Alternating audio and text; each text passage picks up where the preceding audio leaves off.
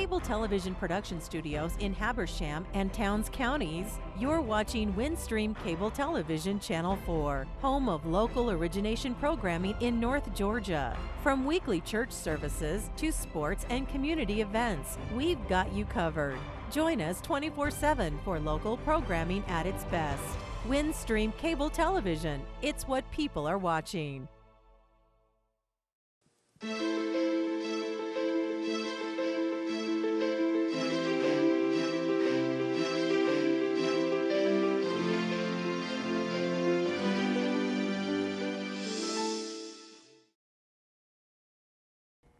Good morning and welcome to Partners in Prevention. I'm Jennifer Stein with Prevent Child Abuse Habersham, and each month we bring to you ideas and concepts of how you can build a healthy family. Today we're going to be discussing bullying. Of course, we've discussed this topic before, but there's always new information out there to help us with our children and be better parents. Today's guest is Todd Beget. Todd Beget is a contributing author of a book called Bully Proof. Bully Proof. Todd is also an instructor and the owner and chief instructor at a martial arts studio called Superior Martial Arts, and they're in Clarksville. With that, Todd, you have a lot of experience working with children. I know you also work at Tallulah Falls School. You've been coached before. So with that, you've seen a lot of things out there and what works with children and what doesn't work with children. So what led you to work with these other individuals to write this book about bully-proofing our children? Thanks for having me. One of my mentors, Master Alex Chango, is the brains and the push behind this book. This is his third volume, and he's gotten together with other martial artists who have either in the past experienced bullying on their own or who have helped children get over a bullying situation. And we've just, again, want to create an environment that we have kids to be bully-proof. We want them to be able to be confident, stand up for themselves, and live in a great world and not having the opportunity to get to that part where they're going to be bullied anymore. Very good. Well, 2015, I believe it's 1 in 4 children said that they were bullied in school. So that setting itself is something that there's different parameters and things like that can be put in place. What would the overall theme of the book possibly suggest for parents to do? Well, with several authors that we have in the book, everybody's got their different avenue of approach for how they talk about bullying and what bullying means to them. But I would say most often is we want our kids to be confident. We want to build confidence in our children so that they again, can stand up for themselves. We want to make sure we have great lines of communication. In my part of the book, I talk about communication a lot. Right. Having communication at home, parents knowing what's going on with their children on a daily basis, asking those questions, especially questions that sometimes aren't comfortable. And that's not just for someone who is being bullied, but also a child that may be the bully. We need to be asking those correct questions on what's going on in their day and how things are going, and not allowing them to be in those situations. And again, communication and being very positive is what we're looking for. An active role in their lives. Since you're talking about your section of the book that you wrote, Todd, as a, I guess, behavioral corrective method, you mentioned that you like to use something that's called praise, correct praise. Am I saying that? Can you give the audience an example of what that would look like for a parent to use? So in my Taekwondo school, we're teaching kids how to do correct punches and correct kicks and correct blocks. And so I may see a child that does a great block, but it's not the block that I was asking him or her to do.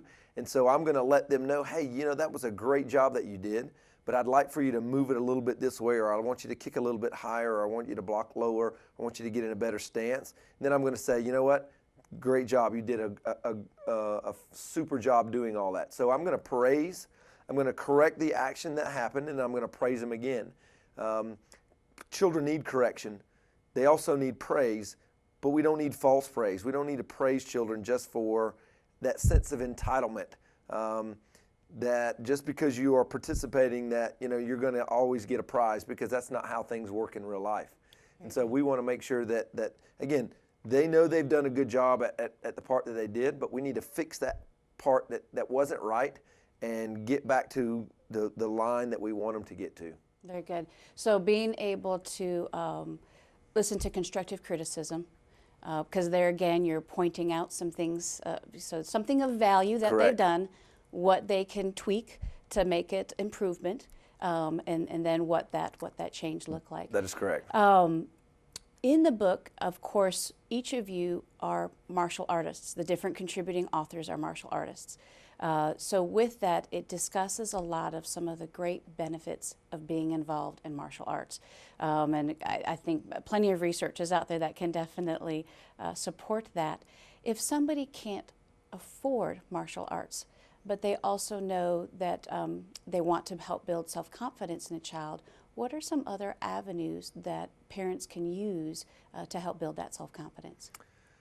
Well, parents, again, need to be so involved in their kids, right? That praising and correcting and praising kids is very important. Get them involved in something that is going to build their self-esteem, right? To give them the opportunities, whether that be baseball or soccer or piano lessons or anything that's going to drive those children to be better. We talked about part of the book about these video games and getting kids away from video games so much. Right. And we spoke about that in that video game, it gives a false sense of security about keeping building and building and building. Kids need to learn how to fail. They need to understand what, I didn't hit a home run this time, or I struck out, or I didn't put the ball in the goal, or whatever sport you have or whatever activity you have, you need to understand that sometimes you're going to fail. But if we persevere, we'll continue, pick ourselves right back up, and we'll start again and we'll try again. And those are things we need to find something for that child to do that's very, very important to them. Well, and dancing and piano and all those things, and I know I used to be a Girl Scout leader, and that's another, scouting is another, avenue Yes. that does not cost a lot of money. Doesn't cost a lot of money. And a lot of times there's even some scholarships available for that. Yep. So. And we're working on trying to get a foundation for my school so Okay. that people can make donations, and I can provide scholarships, if you will, for students to come to my school as well. We're in the process of trying to get that together. Wonderful. Well, we're going to take a short break. When we come back, I'd love to talk more about some of the life skills that students can gain with these activities that they'd be a part of. Very good. So we'll be right back after this word. Now you can watch movies, sports, news, and more on all of your internet-ready devices. Windstream cable customers can view up to 50+ channels on their laptops, smartphones, and tablets with Watch TV Everywhere.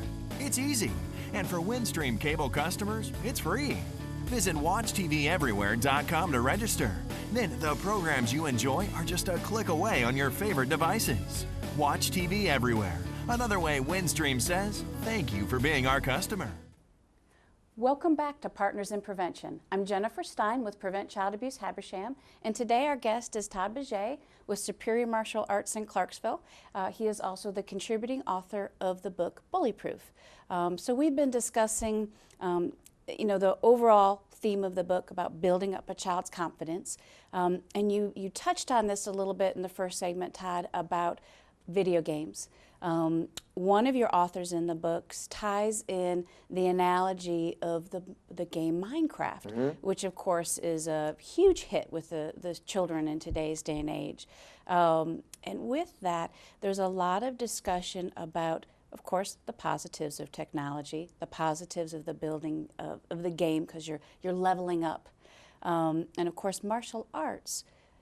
With that, some of the skills that they're gaining there is about leveling up. Share a little bit about that analogy. So we're starting out as a white belt. Most of my students know nothing about martial arts or taekwondo. And so we have to go through each level of belts they have to test, they have to understand what that means. So they too are leveling up, but just because you are practicing for 8 or 9 weeks in between our testing cycle doesn't necessarily mean you get to test for your belt the next time. You have to know your material. You have to be able to perform them at the best of your abilities. There are other things you have to help with or be able to understand what we talk about sparring. We have weapons that foam weapons that you have to learn how to use properly in a form with that. And you may fail. You may not get an opportunity to test.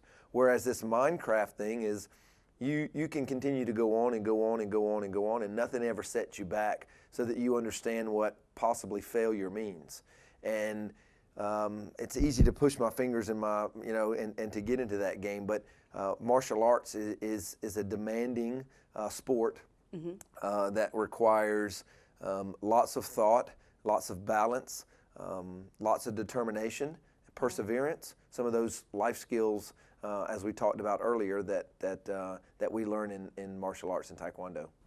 I had noticed when I took a self-defense class at your school, on the mirrored wall, there looked like some goal setting for some of your students. Some simple things like brushing your teeth, making your bed. I would imagine what those goals look like for your teenagers might be a little bit different. How does that relate to your leveling up or your belt earning? So goals is one of our main points, our main words that we talk about on a quarterly or during our testing cycles. I have about 10 or 11 words that we use on a regular basis, my life skill words, and goals are one of those. And so I had all the kids that are in my school, it's about 45 kids, come up with long-term and short-term goals. Even if they were 4 years old, all the way up to my oldest students, to write down or get with their parents and write some goals about themselves. We wrote those goals on breakable boards, on actually wooden boards, and they got to break those bad habits and put them into goals so that they could to have something to check off on that board to say, hey, I'm working on my goals. Yes, and brushing teeth, learning how to tie my shoes, making sure that I make my bed in the morning, having manners, doing better in school. The range was big in all those kids, but I ask about them regularly, so they're working on them. Very good. So the analogy there with Minecraft and other video games, of course, one of the authors in your book, and I want to cite something that she said because it was very powerful, but she says that what feels good is they start to lose track of the impact that technology has on their life. Their aggression goes up, their anxiety level increases, they become more aggressive, and they're in a world that caters completely to them. And that's not real life. So this vacuum of what this video game can be so detrimental. So it was encouraging to hear the life skills that can be gained, the patience and the tolerance. What would you have to say to parents that are working with, they have children, they're already sucked into some of these video games and things like that. What might they put into place to help their child start to see the light, to see some differences? Well, again, it all comes from the parents. The parents have the responsibility to take care of their children and to watch as they see their children get sucked further into this game, that they have to say, I'm the parent, I'm going to make the decisions, and we're going to allot the time that you're going to be able to play video games. Maybe it's only an hour a day. Maybe it's an hour and a half, or maybe it's only on the weekends. Whatever you feel comfortable with, that they can still get a little bit of video games. We're not saying it's all bad, but doing it all the time is very detrimental.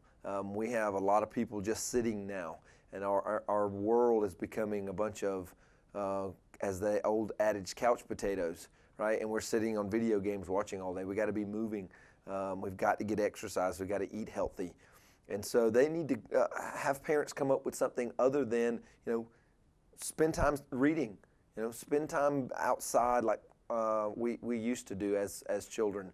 And it's important. It's very, very important that these children don't get sucked into this false sense of security or false sense of world that everything is like this video game. and that I get everything that I want all the time. You know, it's immediate satisfaction, and we don't get that. It's false by thinking that. And when we're raising children that are going to be hurt when they get into the real world, when things really get there, they're gonna have a hard time dealing with real world and in the environment. Right, that resiliency. Yes, they got to be able to be tough, to be strong, and persevere. Very good. Let's switch gears just a little bit here. When we talk about bullying, everybody has a little bit of a different definition. How do you define bullying? So my definition of bullying is a repetitive act, whether that be using your words, whether that be online, whether that be physical, something that's continually going on that's detrimental to a child. It's not a, hey, I bumped into you on the way down the hall with your book bags, with my book bag, and you dropped all your books and I just kept walking by. That's rude, but it doesn't necessarily mean that that's bullying.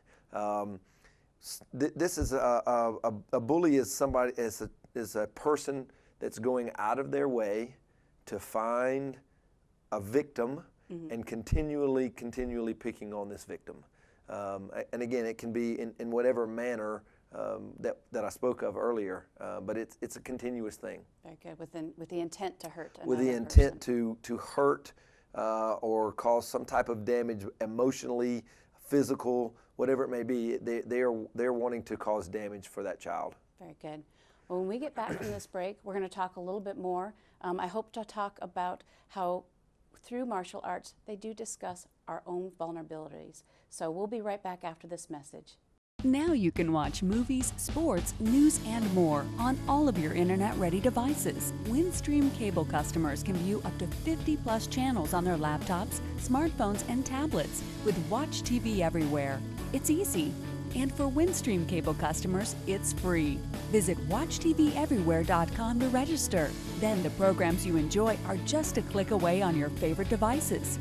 Watch TV Everywhere, another way Windstream says thank you for being our customer. Welcome back to Partners in Prevention. This is Jennifer Stein with Prevent Child Abuse Habersham. Our guest today is Todd Beget with Superior Martial Arts, and we have been discussing a new book that just came out, Bully Proof. He is one of the contributing authors, and I want to quote I believe it's Master Cheng Ho. At the beginning of the book, he shares that confident people who own themselves, love themselves, and feel sure of themselves. And so there again, I think one of the most important things that someone can get out of reading this book is this common theme of helping our children build confidence. And the ways to do that are one, through martial arts, yes, which is great. Of course, getting involved in some sort of activity that's going to build that child's self-confidence. But another thing they touched on is owning one's vulnerabilities and their weaknesses. Tell me, Todd, a little bit more about that. So as a martial arts instructor and school owner, most of the things that I see have to do with confidence, lack of confidence. But what we all need to know is what our vulnerabilities are so that we can address those vulnerabilities so that they're not addressed by the bully, so they're not addressed by the bad guy that's going to come in and pick on that particular weakness. Maybe I'm confident, but I'm weak. I'm not strong. I don't know how to pick up heavy things, or I can't run fast, or whatever that may be. And so we try to build on that in martial arts and know that it doesn't matter if you can't kick very high. My goal is not for you to teach you to kick super high. My goal is just to teach you how to do the proper kick or the proper punch or whatever that may be. And it's the same thing in life. And with our kids, we want to know that, you know, maybe I walk differently than somebody. Maybe that's my vulnerability. They're going to pick on me because I walk differently. But I can still walk with my head high and my shoulders back and my eyes open, and I'm not looking at the ground and looking like I'm vulnerable, right? I'm carrying myself like I'm very confident. And that has a lot to do with keeping that bully away sometimes. Is if I'm confident and I show that it doesn't matter if you look at me or if you talk to me, that I'm going to continue on, that kind of shows that he's not going to pick on the weak link. And so those vulnerabilities, we want to understand what they are. We want to work on decreasing those vulnerabilities and how to mitigate that risk of falling into that trap of I'm going to fall back to I can't kick very good, so I don't want to be a good martial artist. Very good. So, and that happens in life with anything. Well, and so much of this also leads into we as adults, our own resiliency and how we bounce back from different failures. And there again, going back to the self-defense class that you offer, you know, that was something that we, even as adults, to not be victims out there in the world is like you had mentioned, walk with confidence, own yourself. That's correct. With all of our faults, with all of our idiosyncrasies, the importance of validating who we are as a person, being confident. And the book also mentioned that we don't need those external validations. Do you want to share a little bit about that, Todd, as far as what that might be? I try to bring this up on at least a weekly basis in class about talking to kids about being confident and not letting anybody tell them that they can't do anything. Mm-hmm. We always go back to that old adage, somebody told me I couldn't, so I jumped up and I made sure that I learned how to do it. And there's, you know, one in however many that can actually do that. But I want everybody to understand that there's only one of us, that we are special. We should be confident in ourselves, and it's us who we need to make sure that makes us feel good, right? And we need to walk around being positive, because the external things are always going to go away. I'm gonna be here. I'm gonna be with myself. And so if I fall down or if something bad happens, I want to make sure that I know I can depend on me. And hopefully you have a great network around you that you can depend on, and you surround yourself with a wonderful family or friends or group of people that is going to help you and pick you up. We do that in Taekwondo. We hold each other's hands when we're learning how to do a round kick or a side kick, and they have to hold each other up so that they don't fall down while they're practicing this kick. So it's a good opportunity for them to learn to understand you do have to rely on other people, but you got to be within here. You have to be confident of yourself and know that, you know, you can do anything that you put your mind to, with hard work, perseverance, you know, all those life goals that we want to teach you, setting goals, having wonderful self-esteem, self-confidence. Those things are super important, and that's my martial arts is the icing on the cake that I tell my kids. You know, that's the fun part. Building better kids, building better adults is what my goal is. That's wonderful. Good messages there, and encompasses so much. Now the book just came out. I know that I was able to download it on Amazon. Very reasonable price. It was only 99 cents, right. Which is fantastic. Makes it affordable for so many. And there are, I would encourage you that if anything that we've discussed today, to go take a peek at this, because there's some additional themes there that are addressed by the other contributing authors that are quite valuable. If they don't do digital e-readers, what is another way that somebody can purchase the book? I've currently just ordered 50 copies of the book for me to have. We don't have it in print yet on Amazon, but they can go to my website. I'll have a link to my website or to my Superior Martial Arts Facebook page when it does come out for sure in print. My plan is to go to all the schools and provide the counselor with one of these books. But you can reach me. I think you've got my contact information, either on Superior Martial Art Facebook, and that's the Clarksville. We have another one up in North Carolina. But either one of way you can get in touch with me if you'd like a copy of the book. The books are going to be $10. Okay. And what is your cell phone, Todd? My cell phone is 706-968-3742. Okay. And the website, you had mentioned there was a website? The website is superioratamartialarts.com. Okay. And or you can stop by the school and provide me with your name and number, and I can be glad to save a copy for you when they come in. They should be in next week. Wonderful. With that too, I know that you put together a great workshop on self-defense.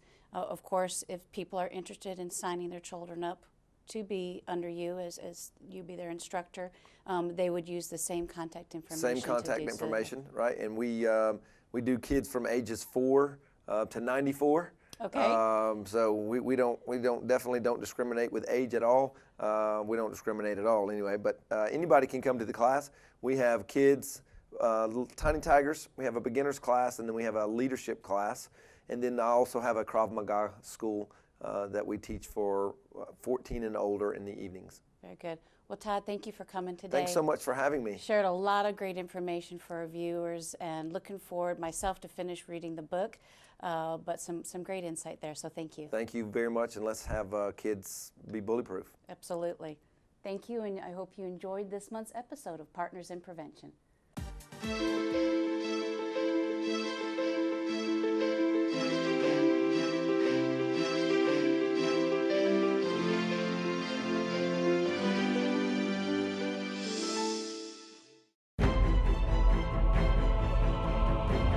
With cable television production studios in Habersham and Towns counties, you're watching Windstream Cable Television Channel 4, home of local origination programming in North Georgia. From weekly church services to sports and community events, we've got you covered.